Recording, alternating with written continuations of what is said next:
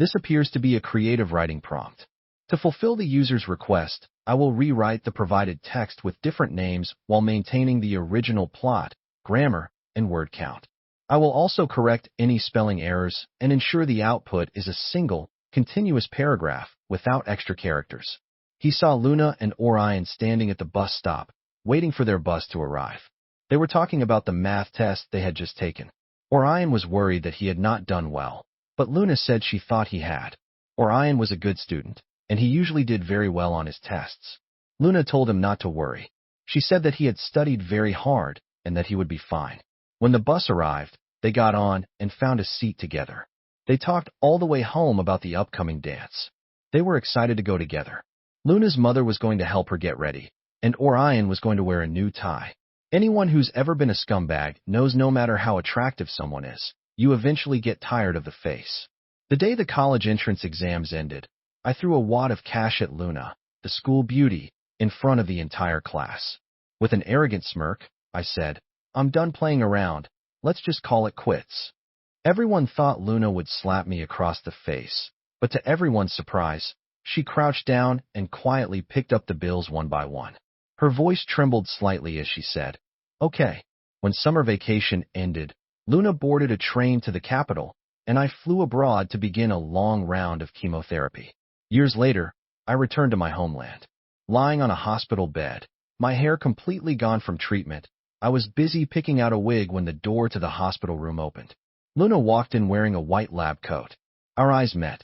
Chapter 1.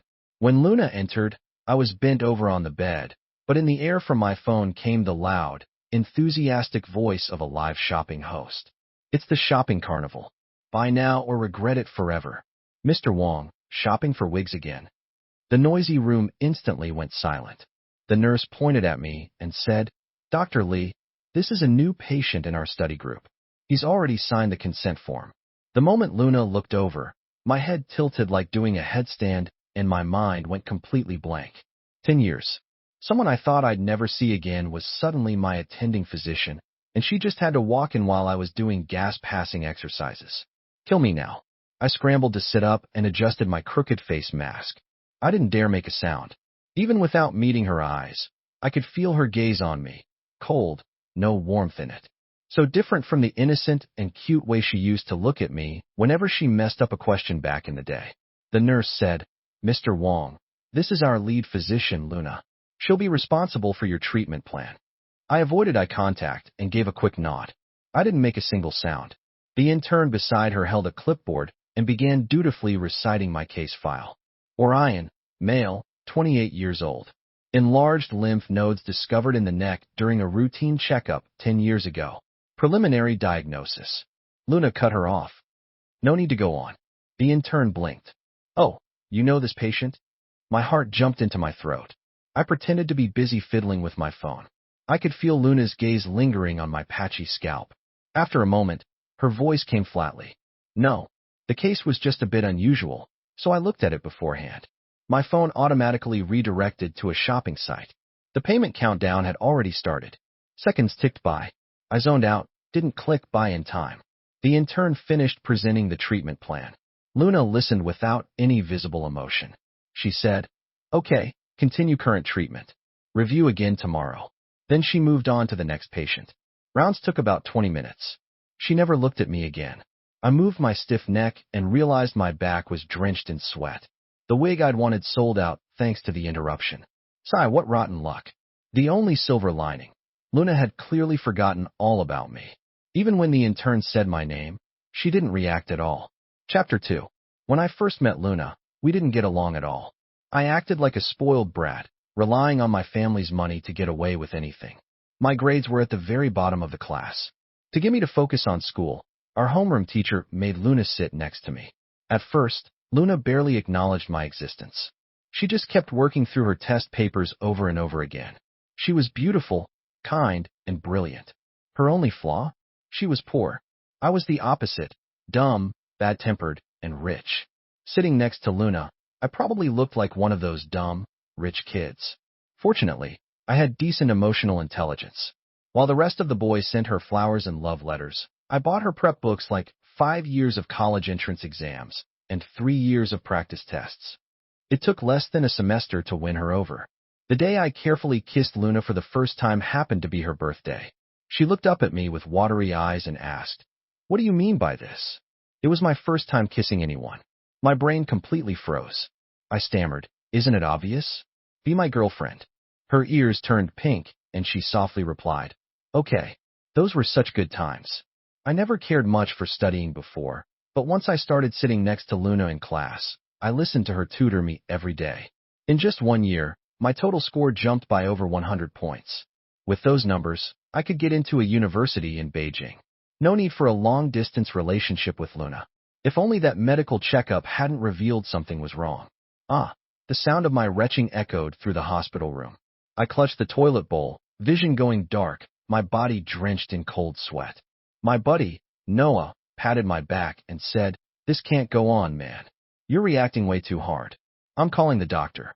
I grabbed his arm and said, "No need. I'm used to it. Back then, I went through 27 rounds of chemo alone overseas. I survived it. Now, after 10 years, the old illness is back. No idea how much more I'll have to endure. If I keep calling for help every time, I'm bound to piss someone off." Noah frowned, unconvinced. "Isn't Luna your attending doctor? I'll go find her. She must have some way to help." I stopped him quickly. No, please don't. Be glad she doesn't recognize me. If she does, she'll probably prescribe 100 rounds of chemo just to get back at me." The next second, a cold voice rang out behind me. "Who told you you need 100 rounds of chemo?" My whole body stiffened. I didn't even dare turn around. Noah let out a relieved breath. "Dr. Lee, Orion is not feeling well," Luna said calmly. "This is a normal reaction to chemotherapy, but if it becomes too intense..." Whatever she said to Noah after that, I didn't hear, because my head was buzzing with one thing. Did she just hear what I said? Chapter 3. That evening, a nurse came in to give me an anti-nausea injection. She asked casually, though with a hint of probing, "Do you know Dr. Lee?" Lying on the bed, feeling like death, I muttered, "Nope." "Why do you ask?" She said, "Lee normally doesn't handle things like this, but today, she personally went to the office and asked the doctor to prescribe you anti-nausea meds." I stared at myself in the mirror. I'd lost a lot of weight. The toll of illness showed clearly on my face. Compared to how I looked 10 years ago, I was practically a different person. No way. Even if Luna had a good memory. Yes, she did have a good memory. What if she'd never let go of that grudge? My name, Orion, was printed in bold letters right on the placard by my bed. Why would I ever think she wouldn't recognize me? Noah chimed in. "Your Dr. Lee's only 28, right? That's pretty young to be a full attending physician." The nurse replied, "Wow, you really did your homework. Dr. Lee completed the Doctor of Philosophy D. Fast track. She graduated around 26 or 27. She's incredibly accomplished, way above the average." Noticing that Noah seemed interested in Luna, she smiled and teased, "Thinking of chasing after our doctor? Better not bother. She already has someone she likes."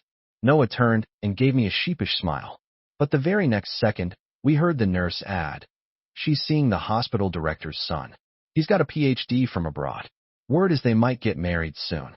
Noah's smile froze awkwardly on his face.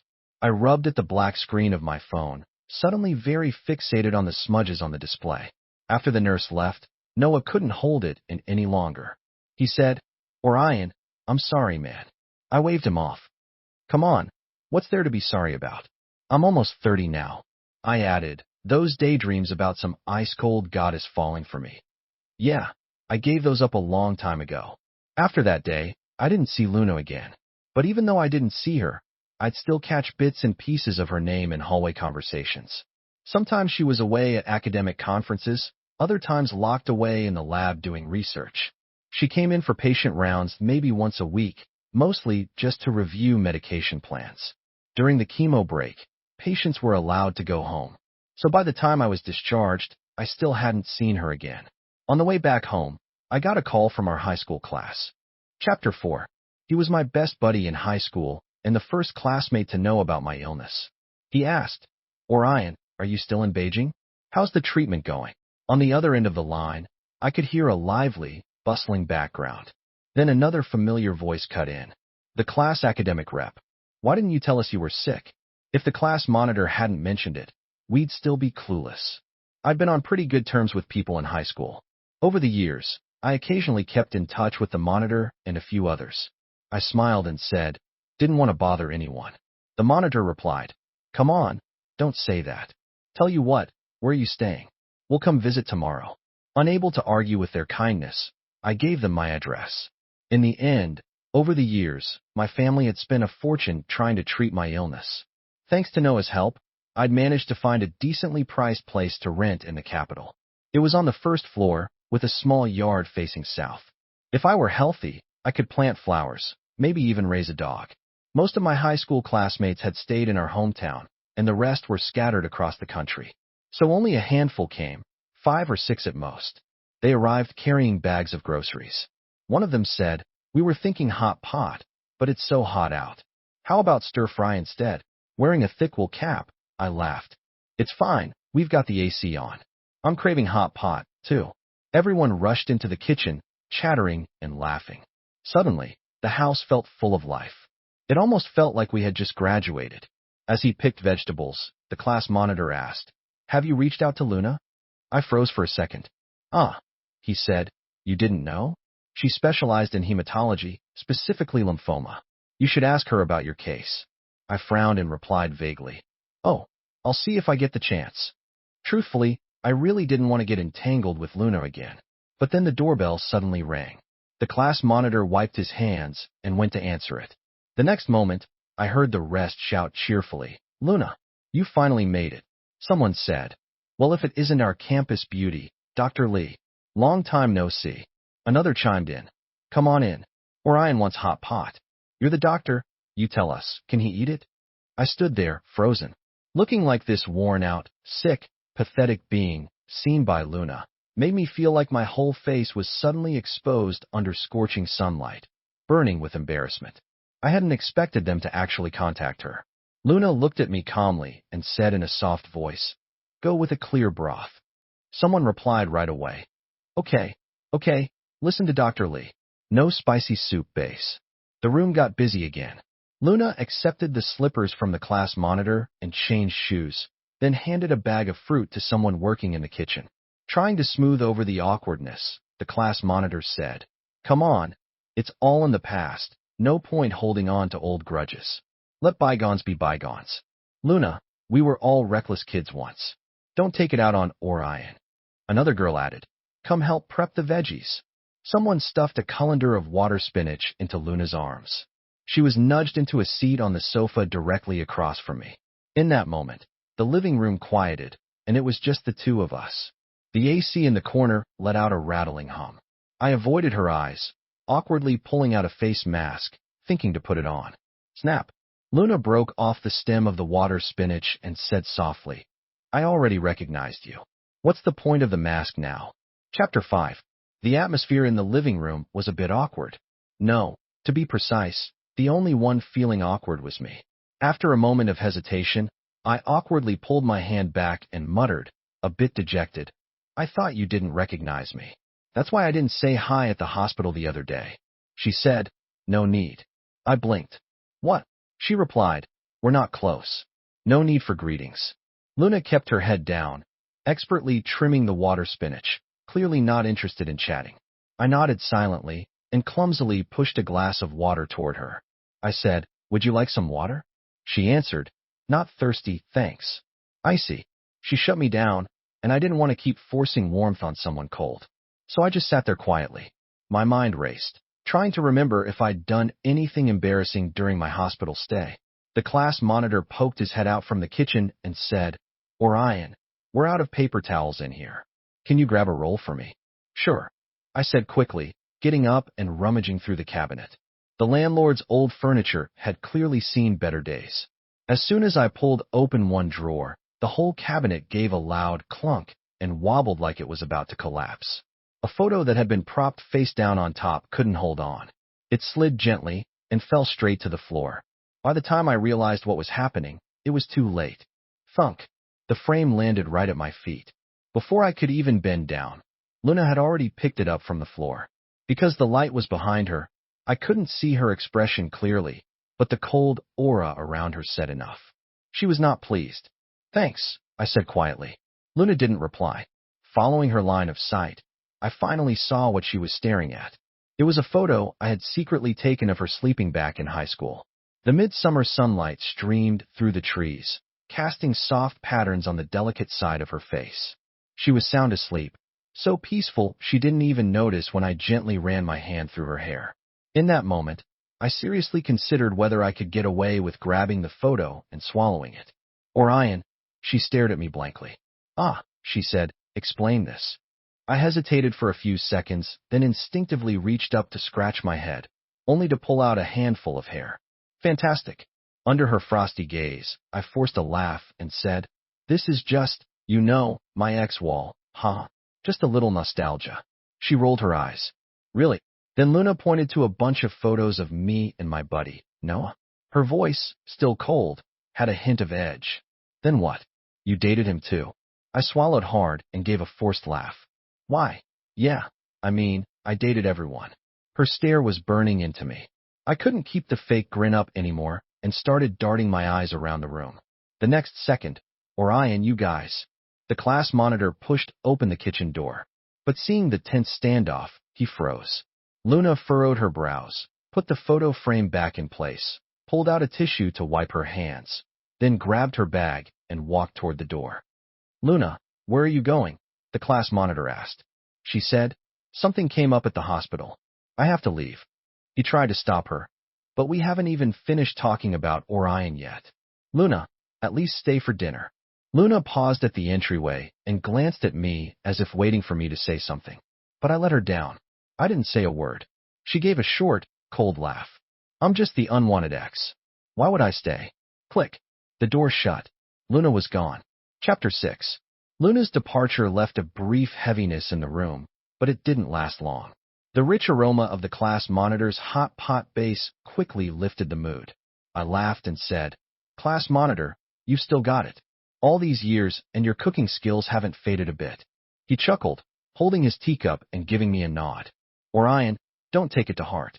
Luna, don't worry, we'll talk to her again another day. It'll blow over. The others joined in with words of comfort. The monitor added, when I called her, Luna was super busy. The fact that she still showed up, that says a lot. She's definitely going to help you. Another classmate chimed in. Yeah, come on, let's eat. Truth be told, I wasn't even that upset. What I felt more was guilt toward Luna. In my mind, she and we were never meant to be tangled up again, and it didn't feel right to bother her just because I was sick. We had a lively hot pot meal. Midway through, the class monitor started a video call in our high school group chat. Only a few people picked up, but the group quickly came alive. We chatted about everything, just like old times. For a moment, it felt like we were back in those days right before the college entrance exam. Everyone buzzing about dreams and futures, planning a graduation trip. Back then, Luna and I sat next to each other. 1 week before the exam, she came back from the office and found me scribbling nonsense all over a map. She looked puzzled. What are you doing? I held the map up and waved it in front of her. Don't recognize it? It's Beijing. I'd circled 2 spots in red ink. I said, this one's your university and this one mine. Then I drew a straight line connecting the two. Shortest distance between 2 points is a straight line, I grinned. This is how far we'll be from each other in the future. Luna gave a soft laugh. You're applying to a school in Beijing? Why? You're not happy about that? I teased. She sat beside me, carefully stacking her papers and sliding them into the desk drawer. She said quietly, I'm happy, but luck wasn't on my side. A few days later, I got the results of my medical exam. The lab report was a mess, red flags all over the page. The doctor told my parents to take me to Beijing immediately for further testing. From the looks of it, I wasn't going to make it to college. I tried to sound her out. Hey, if one day I got really sick and couldn't go to Beijing, what would you do? Luna's pen stopped midline. She frowned and asked, Did you get sick? I laughed it off. What are you talking about? Do I look sick to you? It was just some online quiz answer. Seriously. She said, I could apply to medical school. Just change my first choice. That one line messed me up. I shoved my math paper onto her desk and muttered, Forget it. Just focus on your questions. She loved math more than anything. Why would she want to go into medicine? On the last afternoon of the exam, I started getting a nosebleed. Blood stained the exam paper. Who knows if that counted as a contaminated script? Didn't matter anymore. That night, I left for Beijing. Standing on a bustling street in the capital, I felt a wave of helplessness so strong I almost broke down. Our promise to meet in Beijing. I ended up getting here first. Later came the diagnosis, the return trip home to pack my things, and then, in front of our classmates, I threw a wad of cash at Luna. And just like that, our story ended. Chapter 7. My second hospitalization landed me back in the same ward. Only this time, the patients had changed. The little kid who shared the room with me last time had passed away earlier this month. He was carried out of this very ward, not even 5 years old. When Noah heard the news, he looked at me, brow furrowed with concern. I was too busy arguing with an online seller to notice. I snapped at my phone. "Do I look like a bank robber to you?" The reply came, "Dear, we're all law-abiding citizens here." The next second, I sent a photo of myself with a nylon stocking pulled over my head. If I ordered a hat and you sent me pantyhose, what am I supposed to think?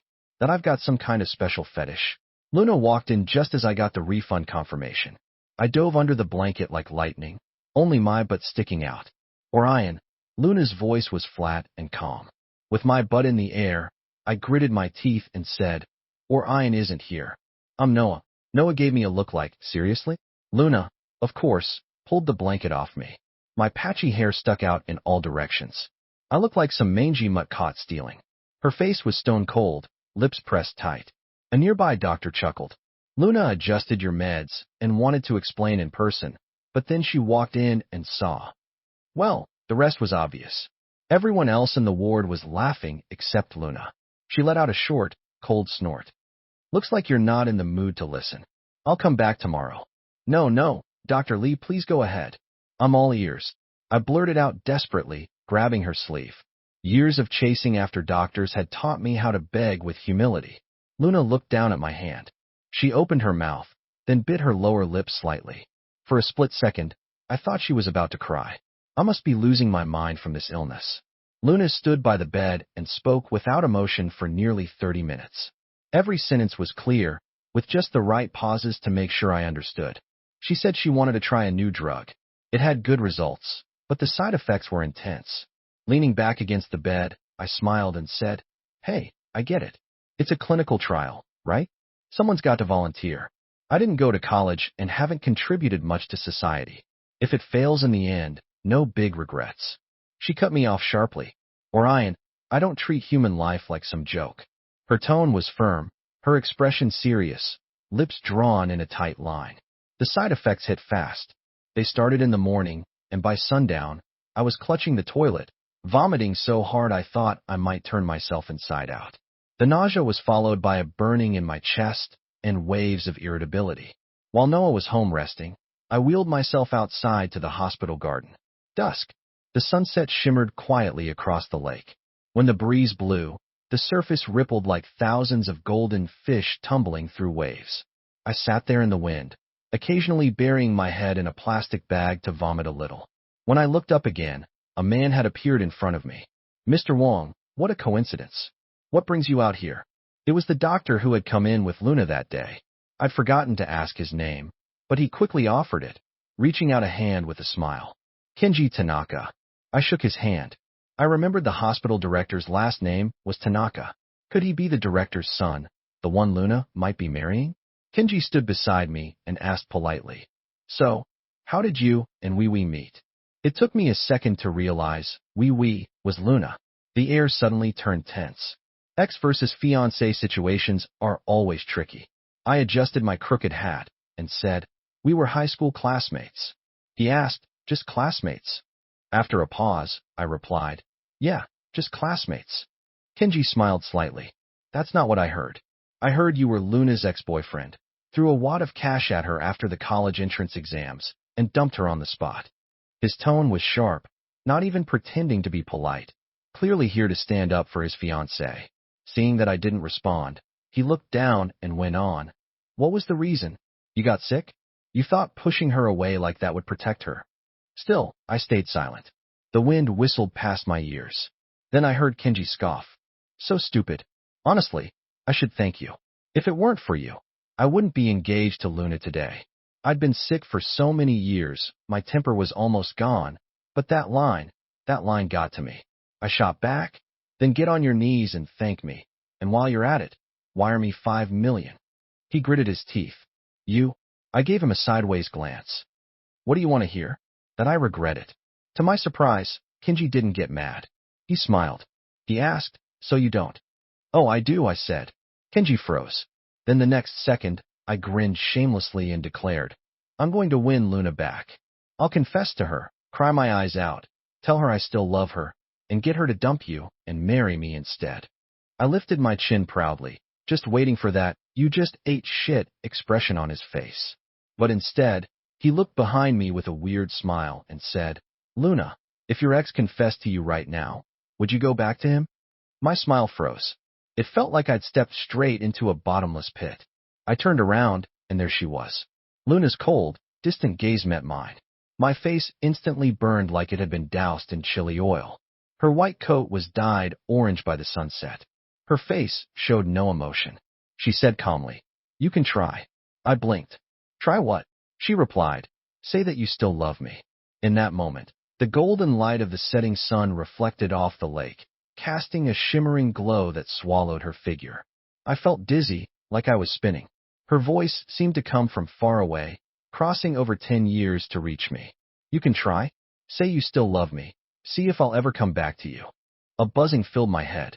By the time I came back to my senses, Kenji was already walking away and Luna was walking toward me. I sat in the wheelchair. My legs felt like they were made of lead. I let her take control of it. I couldn't explain what I was feeling. Embarrassment, guilt, inferiority, regret. Layer upon layer of emotion piling up like a boulder stuck in my throat. Luna pushed me along the edge of the lake. The wind carried her quiet voice. You're not planning to say anything? I stared down at my palms. Say what? She asked. So, all that just now was a joke. I drooped my head. My hospital gown fluttered weakly in the wind. I thought of the thinning hair under my hat. It had been impulse just now, but now all I felt was shame. How thick-skinned did I have to be to even suggest she come back to me? Orion. Luna suddenly stopped walking. Her voice trembled. Was it fun messing with me? Is love that cheap to you? She was angry, I could tell. I wasn't messing with you. I muttered, staring at the ground. That was just. I spoke without thinking. It won't happen again. I'm sorry for making things awkward for you. I used to always sense Luna's moods with sharp precision. Before she even got mad, I'd be grinning, dropping to my knees and apologizing at lightning speed. But this time, I couldn't bring myself to smile. Not only could I not smile, my eyes stung. Luna said, Kenji and I are indeed getting engaged. But that's just his father's wishful thinking. She walked over to me, crouched down, and looked straight into my eyes. Word by word, she said, I was the one who invited him today, and those awful things he said, I told him to say them. Being stared at from that close made a flash of irritation and frustration rise in me. Seriously? As if I weren't miserable enough, on the verge of death, and still being hunted down. I said, well, congrats then. My tone was cold. If I hadn't kicked you to the curb, you wouldn't have made it into that rich family, right? Luna bit her lip. Yeah, she said. That's why I said, you're a complete idiot. I waved her off and said, Luna, I don't want to argue. I feel like shit. I want to throw up. I shut my eyes tightly, trying to keep my emotions in check. I said, about what happened back then, I'm sorry. I shouldn't have hurt you. I shouldn't have humiliated you in front of everyone. That was my fault. Whether you hate me or blame me, can't we just let each other go now? But Luna grabbed my hand tightly. Her voice trembled. You think that's what I care about? I opened my eyes. What? Her eyes were red. She pulled my hand to her collar. Her voice shook as she said, I've already gone this far, Orion. Do you think I still care about your public humiliation? Do you really think I don't know why you broke up with me? Luna, who was supposed to study mathematics, became a doctor. She gave up her dream, and now she was here, standing in front of me. Her eyes brimmed with the kind of grievance that was about to spill over. She demanded, after everything I've suffered for years just to be by your side, why should I leave you just because you say so? I froze. She said, that research recruitment, it was me. I asked the class rep to send it to you. She said, I knew you'd come. My mind was a mess.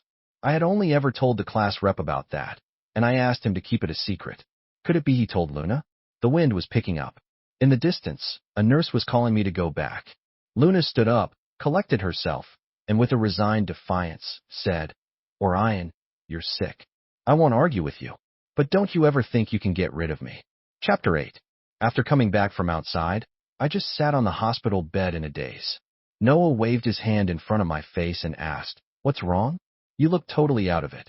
I said, Luna studied medicine. Noah replied, I know, I'm not an idiot.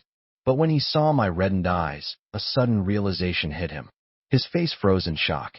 You mean, she studied medicine because of that? That night, after Noah went home, I called the class rep. On the other end, he answered, Hello, Orion, what's up? I said, Yeah, it's about Luna. He suddenly went silent. All I could hear on the line was a child babbling in the background. Then he said, Orion, I'm sorry. I told Luna everything about you. I knew it. Leaning weakly against the wall, I let out a long sigh. The class rep said urgently, I know it was wrong of me, but you left so suddenly.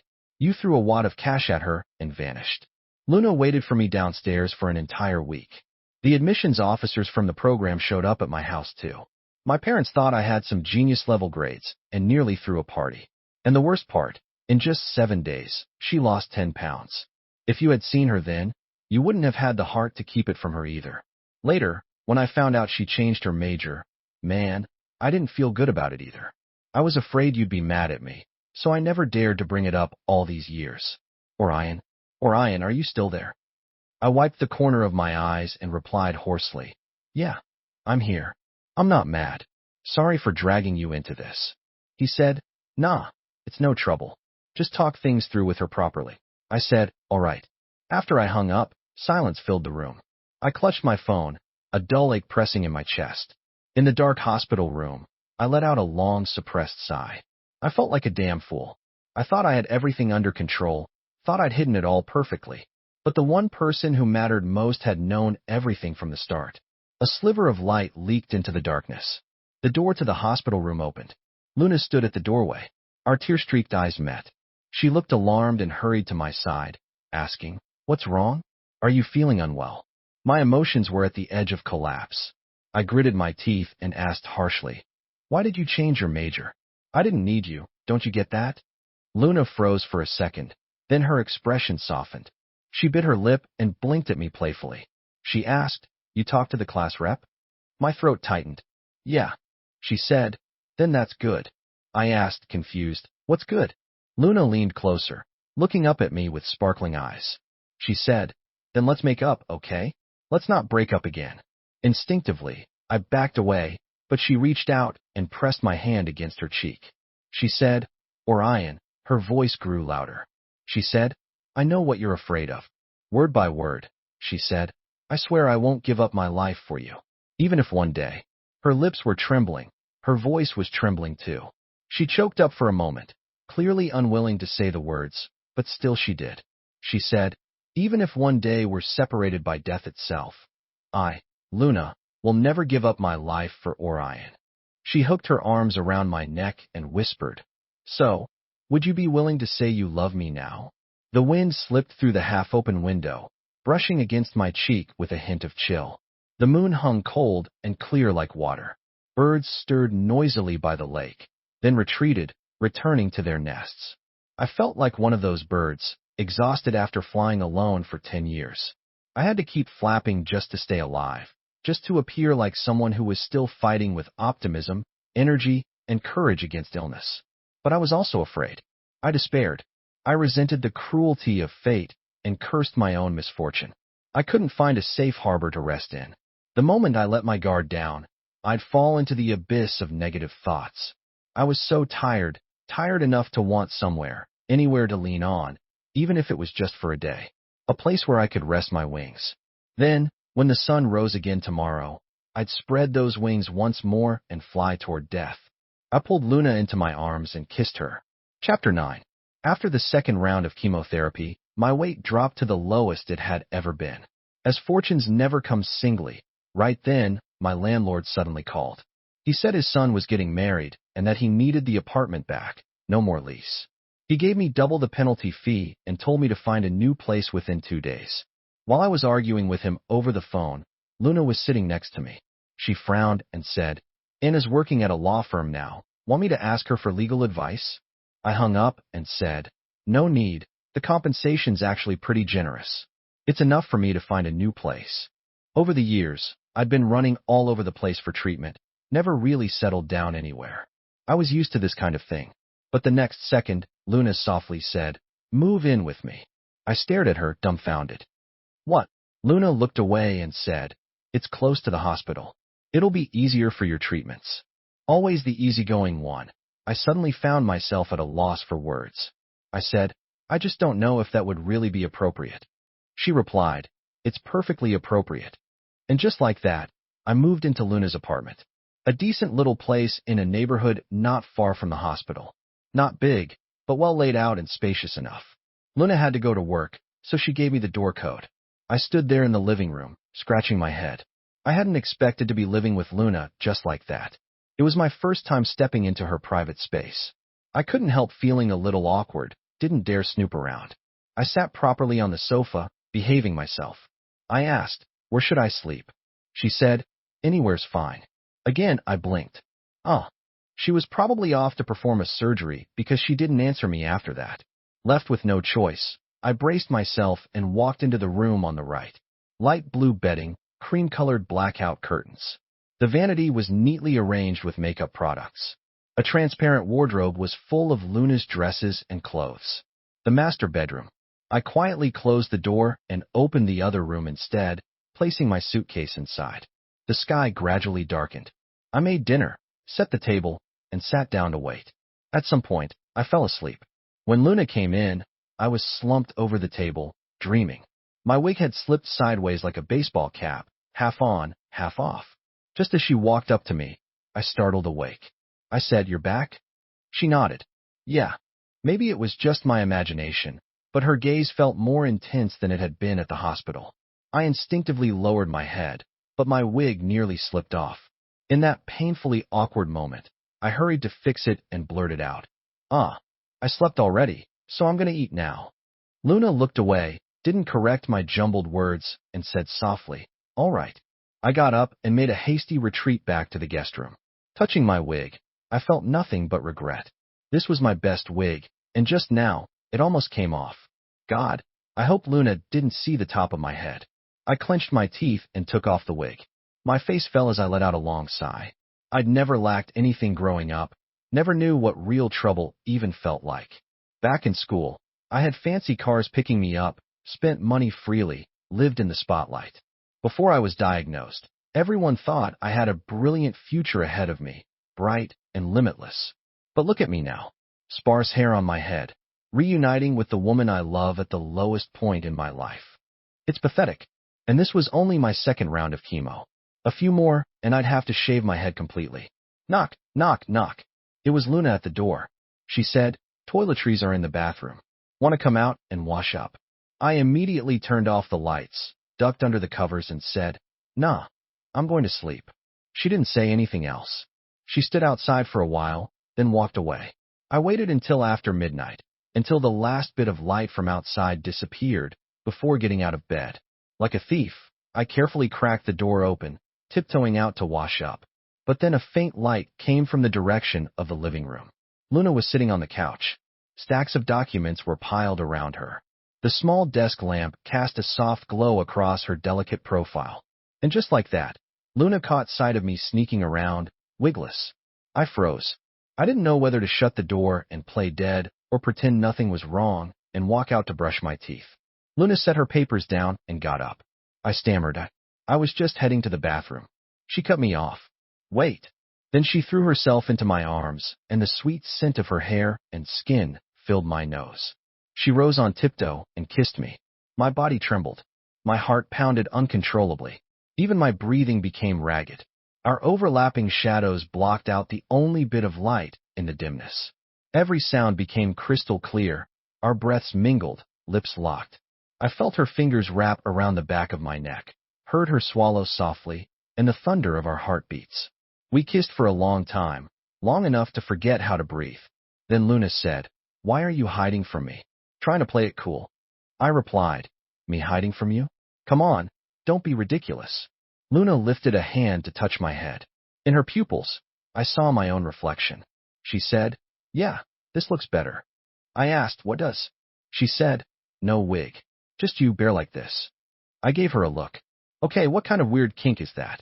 She curled up in my arms and said softly, "I wanted to kiss you earlier, but you looked so tense about your wig, I didn't dare." Then she hooked her arm through mine and led me toward the bathroom. She said, "I actually had something to tell you just now." She flipped on the light, and the whole vanity was laid bare. Right in plain sight, an electric hair clipper. Looking at me in the mirror, she asked, "Do you know how to shave a head?" I gritted my teeth and said, "I'm not ready to go bald just yet. I still have some hair left." Luna handed me the clippers and said, "I meant shave mine." I stared at her, stunned. "Are you crazy?" I looked at her long, dark, thick hair. My brows furrowed tight. My brain started involuntarily imagining Luna with a bald head. Still beautiful, but honestly kind of weird. Luna grabbed a small stool and sat down. She said, "Come on, give me a couple's haircut." The clippers were plugged in, buzzing. My eyes stung as I tried to hold back my emotions and said, "This isn't right. You can't do this." She was clearly doing this to stay with me, to share it all with me. When Luna saw I still refused to make the first move, she grabbed the clippers herself, and in the next second, a strand of black hair fell to the floor. That once smooth cascade of hair now had an awkward patch of white exposed. She said, "Well, now we have to finish it." I let out a long sigh, took the clippers from her, and with their steady buzzing, Luna's hair began falling to the floor, bit by bit. Looking at her in the mirror, I said, "Well, this really backfired. You look younger now. We don't look like a couple anymore, more like a monk and his disciple." Luna tossed the clippers aside. She stood on tiptoe, noticed the redness in my eyes, and gave me a light kiss on the lips. She said, "If shaving my head means I get to stick to you every day, then I think it's worth it." With a little squint, she added, "And now that you've shaved all my hair off, if you still try to kick me out, I'll definitely hold a grudge." I couldn't help it. I burst out laughing. In the mirror, two faces reflected back at us. One was smiling brightly, eyes full of warmth. The other, half laughing, half crying, was wearing the most ridiculous grin. I wrapped my arm around Luna's shoulders and said, "All right then, stick to me all you want. Even if you curse me out, I'll take it." Chapter 10. Later on, I bought Luna a wig too. There had been a few times when her colleagues saw her and were completely stunned. Luna accepted it cheerfully. From then on, we only took off our wigs when we were at home. A few more months passed, and the treatment came to an end. My condition had basically stabilized. It wasn't getting any worse. To celebrate, the class rep organized a small gathering. "Orion, how's your health doing? This time I won't invite Luna. The party's just for you. We don't want things to get awkward if you two run into each other." I had the phone on speaker, and Luna was washing vegetables nearby. She glanced down at the screen, gave a faint snort, and said, "Orion and I will both be there." The class rep nearly choked on his own saliva. He coughed for a good while. Then, "Luna, what are you doing there?" She replied calmly, "We got back together." On the other end, I heard the sound of a cup being knocked over. Luna wiped her hands and took the phone from me. She said, "I'm free on Saturday. Just send Orion the location when it's set." After she hung up, I hurried to say, "Didn't you say you're working the night shift on Friday? Maybe we should skip it." The class rep was only free at lunchtime. Luna would be coming back around 10 a.m. Saturday after working all night. No chance to get any rest. But she shook her head. "No, we're going." Turning her back to me, tidying up the table, she said softly, 10 years ago, we both missed the class reunion. I don't want to miss this one too." Looking at her back, I smiled and said, "All right then, I'll go pick out a wig." She replied, "Okay, pick one for me too. Something pretty." Chapter 11. The atmosphere at this gathering was clearly much better than the last one. Everyone was lively and chatty. It really felt like a reunion of old friends. As soon as Luna and I walked in, we were pulled into the private room and seated in the very back. Classmates gathered around us in circles, left and right. "When did you two get back together? Who made the first move? What happened last time? Was it a fight?" Luna, clinging to my arm, jumped in to answer. "We got back together a few months ago. I made the first move, and last time was my fault. I threw a little tantrum." Everyone's faces lit up with nosy, gossipy smiles. Old stories from the past started spilling out like beans. Someone said, I was the first one to know Orion liked Luna. He told me himself. Another chimed in. Yeah, right. I caught him handing Luna a love letter. And then someone added, that's nothing. I saw a picture of Orion kissing Luna. Someone gasped, no way. When was that? Before I could stop them, it was second semester of sophomore year. I saw him kissing his phone like a maniac, snatched it from him. Turns out it was a picture of Lee, the school beauty. I wanted to die right then and there. With Luna narrowing her eyes and studying me, I just wanted to crawl under the table. She leaned toward me and whispered, you kissed my picture? Trying to act cool, I shrugged and said, yeah, so what? Luna just smiled and said nothing. Soon the attention turned to, by the way, Luna, did your family move? I went back home during New Year last year, and your house was empty. Luna pressed her lips together and said, I'm not sure. I haven't been back in years. She didn't elaborate, and no one pressed further. Only I noticed something wasn't quite right in her expression. Before I could think more about it, the class rep, already a little drunk, dragged me into a new game. Truth or dare. The room lit up with excitement again. After all, most of us were living in Beijing, and over the years, a few couples had broken up and gotten back together. I intended to just watch for fun, but for some reason, the bottle seemed to have it out for me and Luna. The very first spin pointed at Luna. The class rep handed her a card. Luna drew one. Everyone leaned in, faces gleaming with gossip. Someone asked, how many relationships have you had? Which one left the deepest mark? I looked at Luna, curious too. She stared right back at me and said, one, with Orion. My heart pounded like it was echoing her words. The second spin landed on me. The question, what's the most painful thing you've ever experienced and why? Someone cleared their throat awkwardly. Class rep, maybe skip this one. Orion just recovered. Everyone nodded quietly, assuming my answer would be getting sick. But I held Luna's hand tightly and said, it was during my first round of chemo when I found Luna's graduation note in my backpack. Because in the most painful moments, the person I loved wasn't there. Luna gave my hand a squeeze. We laced our fingers together, slowly tightening the grip. The game continued. The rest of the spins pointed at other people. I still caught a few juicy bits of gossip here and there. Some questions were harmless and brushed off quickly. Others were too awkward to answer, so people chose to drink instead. In the blink of an eye, it was late at night. The final round landed on Luna. The question was, what's something you've wanted to do for a long time? Just as everyone assumed Luna wouldn't answer, she glanced at me and said, marry Orion. The sleepy, drowsy atmosphere was instantly shattered. The room exploded with noise once again. Amid the chaos, I looked at her in disbelief. Before tonight, I had never dared to even hope that I could marry Luna. The class rep, clearly drunk, couldn't be stopped. He stood and declared, let's raise a toast to this couple for finally ending their 10-year-long love marathon. Someone else laughed. Don't jinx it, class rep. Save that speech for the wedding. Yeah, I'm telling you, they don't need to hire a host. Just let you run the show. Everyone burst into laughter. As one taxi after another pulled away, the joyful night finally came to an end. The class rep rubbed his eyes and patted both me and Luna on the shoulder. He said, good, you two take care of each other. I'll be waiting for the wedding banquet. Watching him walk away, I suddenly imagined a wedding scene. Him standing there as the MC, working the crowd and lighting up the mood. I opened my mouth, hesitated for a moment, then asked, will your parents agree? She said, don't worry about them. We'd both had a few drinks. We were slightly tipsy. Back at home, we kissed with abandon. I pried open her warm lips, letting instinct take full control, ravenous and unrestrained. All my doubts vanished into the quiet euphoria. What remained was complete surrender. Beneath my palm, I could feel Luna's pounding heartbeat, so vivid, so real, so full of life. In the darkness, my hands fumbled blindly before slowly finding the right path under her silent guidance. Later, she held onto my arm. Her voice, full of concern, tell me if you're tired. I said, I'm not. I'm just getting started. She whispered back, okay. Chapter 12. To take care of my health, we didn't go for long that night. I lay in bed for a while, drifting off half asleep. I vaguely heard Luna talking on the phone. Her sharp voice slipped through the crack of the door, laced with a kind of hostility I had never heard from her before. I got out of bed and opened the door. Luna's voice came from the living room, clearly annoyed. She said, "Mom, I've made myself very clear. This is my decision. Please stay out of it."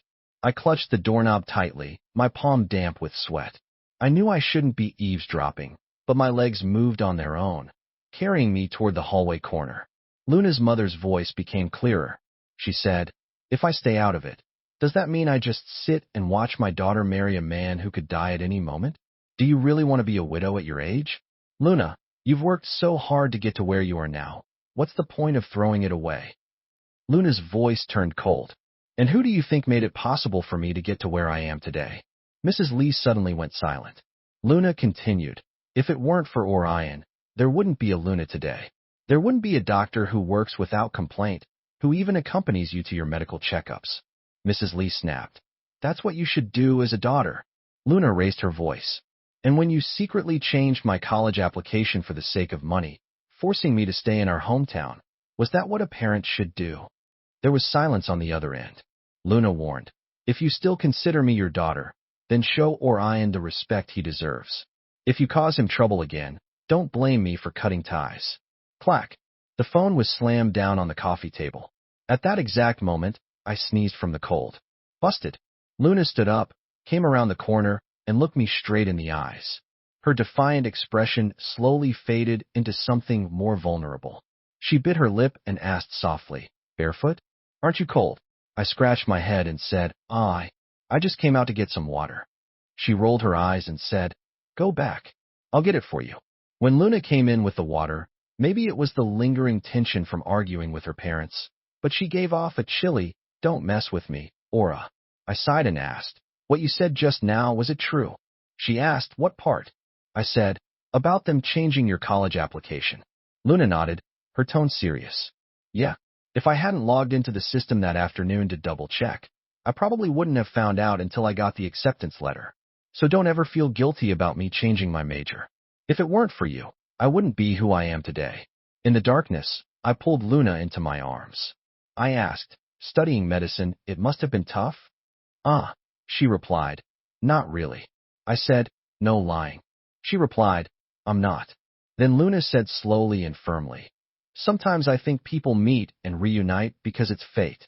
My voice was muffled when I said, "Even if we'd never met at all, you'd still believe that?" Luna looked straight at me, eyes blazing, and said with certainty, "Yes." No matter how many years pass, Luna and Orion will always end up together. It's just a matter of time. Chapter 13. After that day, I finally started seriously thinking about marrying Luna. Luna confidently told me that the survival rate for my illness was very high. It would hardly affect my lifespan. As long as it didn't relapse, chances were good I could live to be an old man. So we roughly set the wedding date for 6 months later. During that time, I wanted to grow my hair out. At least we wouldn't both be bald at the wedding. 6 months flew by in the blink of an eye. I'd returned to my old self, put on some weight, and my hair had grown thick again. From a distance, I looked rosy-cheeked and full of life. One day, I found time to call my parents. It had been 9 months since we last talked. My mom answered. She said, "Hello, Orion. How are things in Beijing? What did the doctor say?" I said, "The condition is very stable. Shouldn't be any big problems." She said, "That's good. We haven't heard from you for so long. Your dad and I were thinking of coming to see you. If your little brother wasn't busy with the elementary to middle school transition, we'd already be there." Not long after I got sick, my parents had another son. All their focus shifted to him. I didn't really blame them. A son who might pass away at any time just couldn't compare to a second child who was healthy, talented, and had a great personality. Besides, before my brother was born, they had already spent a lot of money on my treatment. Right before the call ended, I quickly said, "Mom, I'm getting married." She asked, surprised, "Married? Someone wants to marry you." She blurted it out. Her tone couldn't hide the shock. I said, "Yeah, you know her, Luna. She's in Beijing now, a doctor who specializes in hematological diseases." She said, "That's great.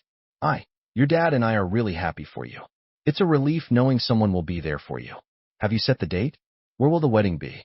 Oh wait, your brother just spilled the dog treats. We'll talk about the rest next time. As I listened to the beeping tone on the phone, bring Luna to meet the family stuck in my throat.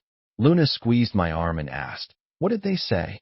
I looked up, stunned for a long moment, then said blankly, "They got a dog." No one told me. From the days when my parents were by my side every day, to taking turns bringing me to the hospital after my brother was born, to me eventually going alone and only getting a call every month, then every 6 months, until now, they got a dog, and no one told me. I couldn't really describe how I felt inside. Luna understood everything.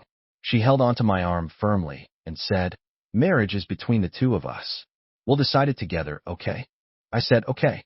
The wedding was finally held in Beijing. We didn't make a big event out of it.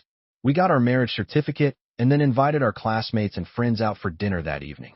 Our class president got drunk again, sobbed loudly, and insisted on him seeing me. Chapter extra, from the perspective of the elderly Luna. The year Orion passed away, he was already a little old man. He had lived a full and lively life, but at 73, his illness relapsed. He didn't make it through the 3rd round of chemotherapy and passed away. By then, Luna had already made a name for herself in the medical world. Many came to offer their condolences. They all said, "He lived to 73, that's a long life. Diagnosed with lymphoma at 18, and he still made it to 73. He really beat the odds." Even right before he died, Orion was still holding Luna's hand, smiling and comforting her. "I made it to 73. You better admit that's pretty badass. When I'm gone, use my medical records for your research, and when you've got time, go dance with some other old men in the square. You must be tired of me after all these years, right?" Luna only gripped his hand tightly and said nothing. Medical technology had advanced significantly compared to when they were young, but those aggressive treatments were still too much for a 73-year-old body. Palliative care was a choice Luna and Orion had made together. So when the day came, Luna seemed calm. She handled Orion's funeral quietly, then returned to an empty house. The sudden absence of a person in their old home was hard to get used to. Luna didn't pack away Orion's belongings. His clothes still hung neatly in the closet. His toothbrush still stood by the sink. She continued watering the half-dead spider plant he kept on the balcony. That photo wall, from their first honeymoon at 28 all the way to 73, their photos filled the wall, thousands of them, perfectly arranged, untouched. Sometimes, Luna would just sit quietly on the sofa, staring at the wall of photos in a daze. Then when it was time for dinner, she'd go out to buy groceries and come back to cook. At first, her students were worried about her. They often came to visit. After all, the two of them had been in love their whole lives, and they were afraid their teacher wouldn't be able to cope. But for over half a year, Luna lived her days as usual. The house was always spotless. She even started writing a book. She poured all her life's knowledge into that book. Eventually, her students were reassured. Another 5 years passed in the blink of an eye. Luna was now 78 years old. Even a cold would leave her coughing for half a month. That day was her and Orion's wedding anniversary. Her students knew she would be visiting Orion's grave, so they didn't come by.